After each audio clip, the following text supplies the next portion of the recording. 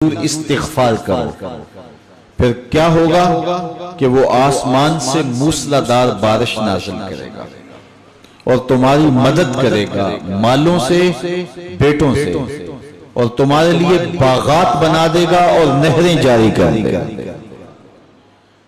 تو یہ ساری چیزیں استغفار سے نصیب ہوتی ہیں، مال بھی ملتا ہے، بیٹے بھی ملتے ہیں، بارشیں بھی بر وقت برستی ہیں، اور نہریں بھی جاری ہوتی ہیں، اور اموال کی کثرت بھی نصیب ہوتی ہے۔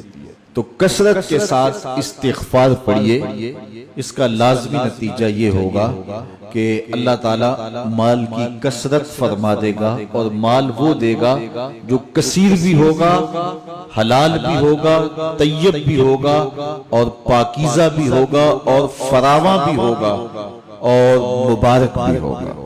تو جو مبارک رزق ہوتا ہے وہ مومن کی زندگی کا مقصود ہے۔ دوسری بات،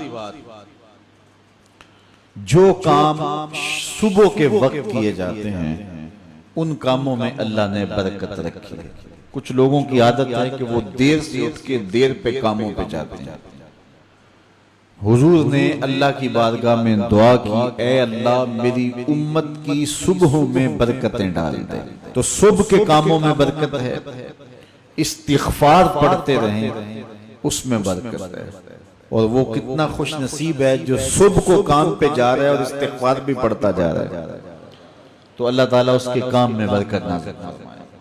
تیسری چیز، جب اللہ تعالیٰ جل شانہ عطا کرے تو اس پر شکر کرے، شکر کرے گا تو اللہ اور زیادہ عطا کرے گا۔ وَلَئِن شَكَرْتُمْ لَأَزِيدَنَّكُمْ، یہ میرے رب کا سچا وعدہ ہے کہ میرے بندو جب تم میرا شکر ادا کرو گے میں اور زیادہ عطا کروں گا۔ کمزور لوگوں کو جب تم نوازتے ہو تو وہ دعائیں دیتے ہیں، تو اس کی دعا کی برکت سے تمہارے رزق میں اضافہ ہو جاتا ہے۔ تو کمزور لوگوں کے ساتھ حسن سلوک کیجئے، اس سے رزق کے اندر برکت نصیب ہوگی۔